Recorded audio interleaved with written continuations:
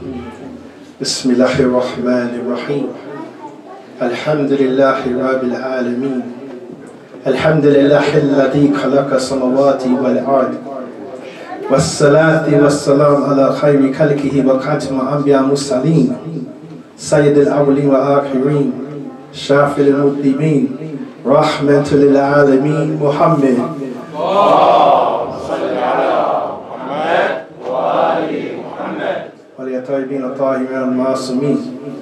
قال الله تعالى في مقام الكتاب العزيز بسم الله الرحمن الرحيم والعصر إن الإنسان لفي خسر إلا الذين آمنوا وعملوا الصالحات وتواصوا بالحق وتواصوا بالصبر. صلوات اللهم صل على محمد وآل محمد.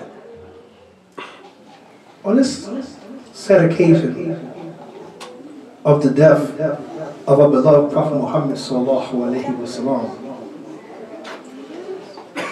it was one thing in which he had told the believers. And this one thing in which he had told us, he said that one day we all will have a meeting. You ask yourself, what is this meeting? This meeting, no one has never came back and told us what was the results of this meeting. When they go to this meeting, no one can say, I had delayed this meeting for a later date. This meeting, everyone in this room and outside of this room will go to this meeting. Either if they like it or not. This meeting in which I'm talking about that affects every man, woman, and child on this earth is called death. This is something in which our Rasulullah sallallahu alaihi wasallam has explained to us. We should know that even if we are on the highest tower, death will reach us. Even if we live for 1,000 years, death will reach us. Even if we are underground in a safe bunker, death will reach us. Regardless of where we are, how safe we think we are, it will reach us. The example of someone being in a safe place that no one was allowed to go to was that of Prophet Sulaiman alayhi salam. He was building a bunker or a castle and he did not allow the people to come in there. So one day he went inside to see what was the progress of the building. And as he was looking at the progress, he saw someone coming towards him. He said, who is this? Who told you to come in here? He said, I am the one that no one can be stopped. This was the angel of death. So regardless of how safe you think you may be, it will reach you. Even though you may be young and you do not think about it, one day it will come to you. This tells us that every moment of your life you should be in worshiping of Allah and do not take advantage any second. And that you should constantly remember Allah because you do not know when it will end. Death will reach you regardless of who you are. You see this a lot of times. People don't understand what it is. They said, no, I have plenty of time, especially when you're young. You think you live forever. You think the lessons in which our parents are teaching us is something of nonsense. We think that they did not know what they are talking about by telling us to get up and pray, by telling us to fast, by telling us to be good Muslims, because they know that every breath you take, it takes you closer to that of death. And no one wants their children or themselves to die as an unbeliever. He says a lot of times as youth, we hear this, we say, our parents, they don't know what you're talking about. Let me finish playing this video game, right? He said this. Let me go outside and play basketball. Because we live as though like we're not going to die. But let me warn you, at one time, all of us was your age. And now we are older. He tells us in the Quran, he said, it was one time that you are in a need, and then he made you grow healthy and strong. And then again, you will be at need. You see the cycle that you go. You're born, you're in need, your parents, they help you, then you become healthy and strong, teenagers, adults, and then again you become old when you are in need, and then what happens? You may go. So time goes by fast. We should think about this. This is one of the things in which our beloved Muhammad sallallahu alaihi wasallam explained to us. That death is incumbent upon all of us. We said ourselves, what is this so-called death? Because a lot of times people don't understand what is death. One of our scholars, he explained to us, he said that death is like moving a candle from one place to the next. You know how we move a candle, right? So I'm going to move this candle from this table to the ledge of the window. He said, this is death. And then he went on and he explained to us that it is like you have a hut or a house. And you have this house and it's lit up. We know when we have our house and the lights are on, the lights illuminate within outside of that house and it seems bright. But then once you snatch that light away from that house, it becomes dark. This is what happens to the body when the soul is taken away from it. The body becomes dark. And we see that this body, it lays there with no light coming out of it. Still. Just imagine this happening. And when you look at this body or this corpse, you say to yourself, just a few moments ago, this body, this corpse, had life in him or her. Then when you start to wash this body, you say to yourself, just moments ago, this person or this body was able to wash himself or herself. And as you wash this body from right to left, you say to yourself, oh Allah, please, let someone be able to wash me when I'm in this state. We never think about one day we will be laying on that table, lifeless with no light coming out of us. No movement in our body. This is something in which our Prophet Muhammad sallallahu alaihi wasallam taught us. When we sit there and we wash the body from right to left and we shroud the body, we say to ourselves, oh Lord, please one day someone to shroud me like how I shroud this body that's laying in front of me. But when we live in, we never think like this. Only when we see the dead in front of us. And as we shroud this body and we begin to want to pray over this body, we say to ourselves, oh Allah, when I pass on, please let there be someone to pray over me like how I am praying over this body. But right now, we don't think about that because we think we're going to live for 1,000 years. As we take this body towards the grave and we stop 3 times and pause at the 3rd time so the body can get implemented until their new place of residence. We never think that one day that would be us. And as we lower the body inside the grave, excuse me. As we lower the body inside the grave, excuse me, I just did another lecture, so my voice is kind of. Salli ala Muhammadin wa ali Muhammad.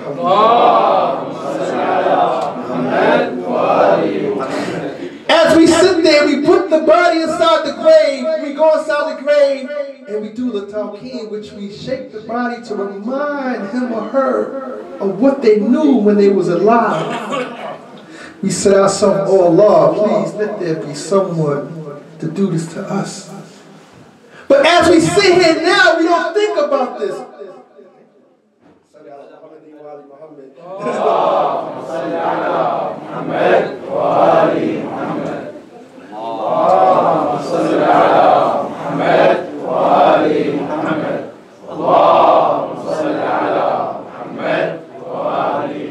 When you're in someone's house and you give them some water, they leave with the sins of the house. Subhanallah.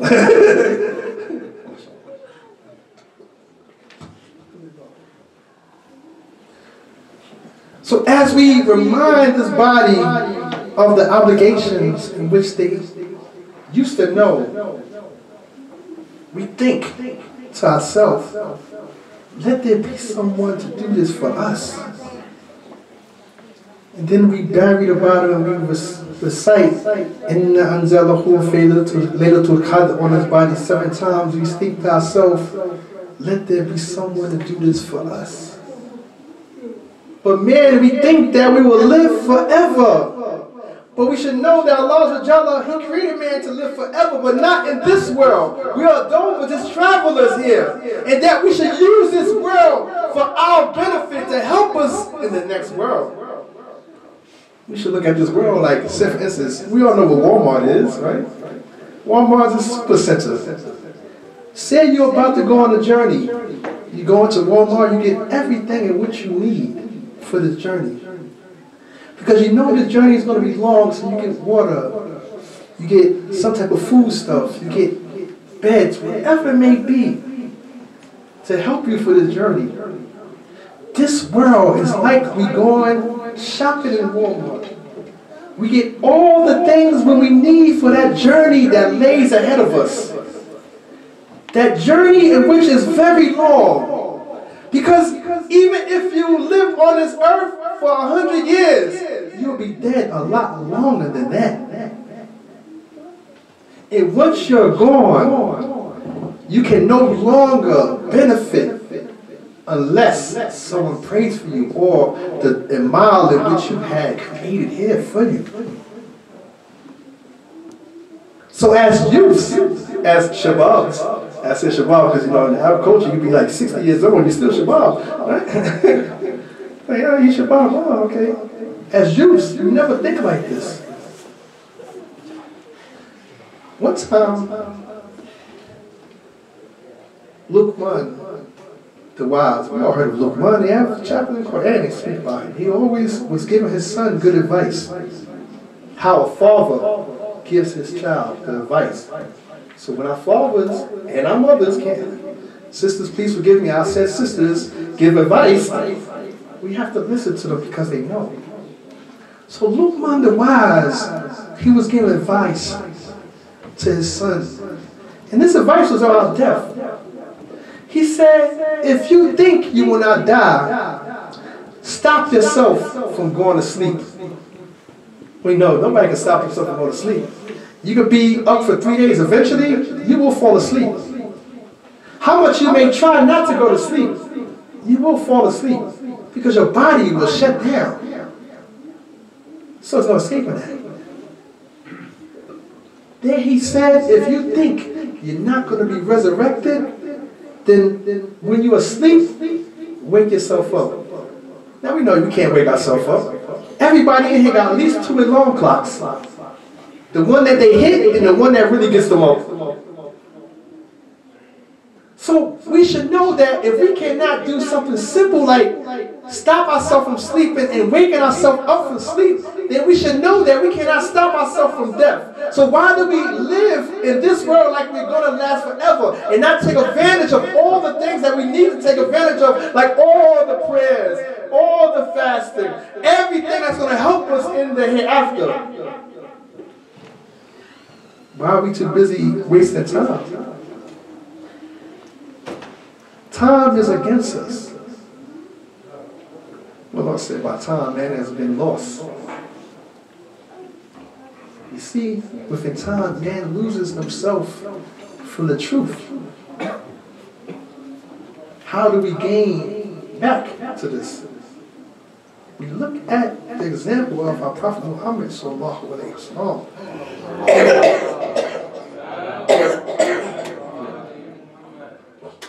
We look at his example. We look at how our Prophet treated people. How people treated him. We use him as our example and the best of examples. Because he is the best of examples. It's not me saying this is what Allah said. And when Allah says something, it's truth. He said he's the best example. he's telling us about this incident what will happen to us if we do not follow. See, because he knows that as human beings, we are sick. We're sick. And we should know that our Prophet of Allah and our holy Imams, they are the doctors. And they know the medicine is from Allah, the book of the Quran. So we have to follow this. Follow these remedies in which they give us. I know a lot of times when we're dealing with the youth, you can't talk for so long because they start thinking about other things. Right? Like now, right? Y'all think about other things? And we're saying like, oh, when the Shaykh is going to finish, we have other things we need to do. So yeah, I know. It's always like this. I'm just going to take 5 more minutes of your time. Y'all mind? Okay, just 5 minutes. That means 10. One time, I'm going to tell you a story. He said one time there was 2 brothers. One brother was a believer and the other brother was a non-believer. You know, because sometimes if you're in this society of America, sometimes if your parents are not Muslim, you have one brother that may be Muslim and maybe one brother that's not Muslim. So the brother that was Muslim, he was very poor. He didn't have anything. But the brother that was a non-believer, he had everything. So the believing brother used to tell his brother, why don't you believe in the one God, Allah? Whereas the brother that was a non-believer said, why should I believe in Allah or that one God when I have all of this? We see this a lot of times in society. The Muslims don't have, but the non-Muslims have, right? We see this. Don't get discouraged about this. Don't worry about it. They getting everything good now, so Allah won't give them nothing hereafter. This is between your tongue, all right? So the brother that was a non-believer, one day he said, man, my brother, he's correct. I need to worship that one God, Allah. And now the other brother that was a believer, he said, man, my brother, he's right. I need to worship the gods that my brother worshiped. So they said at this point they start to walk towards one another. And as they start walking towards one another, they said Allah told the angel of death to take their souls. So what happened? The brother that was a believer, he died a non-believer. And the brother that was a non-believer died a believer. You see how this happened? Just like that, the person lost faith and died a non-believer. The moral of the story is that we should constantly be in belief in Allah and never be in disbelief. Because we never know when Allah is going to take our life. And if Allah had told us when we was going to die, if we knew that we was going to die at 70 years old, we would sin all the way up to 70 years old and then try to repent. This is why Allah does not let us know. So as youth, you have to be stern in your belief in Allah and keep up your prayer and pay the dues and charity and be kind and caring to each other and respect your parents. Yes, respect your parents. He's like, respect your parents. Like, oh man, I have to do this? Yes. You have to. Because if you don't respect your parents, you want to know what happened? I knew he was going to ask what's going to happen. There's another saying that one time the Prophet Muhammad ﷺ went to visit a youth and he was on his deathbed. And when he was on his deathbed, he asked him to say the kalima. No, there's no God but Allah. And he couldn't. They said it was though somebody had something around his neck, choking him as though he cannot speak. So he saw, the Prophet Allah saw a lady sitting there at the corner of the bed. And he asked her, is this your son?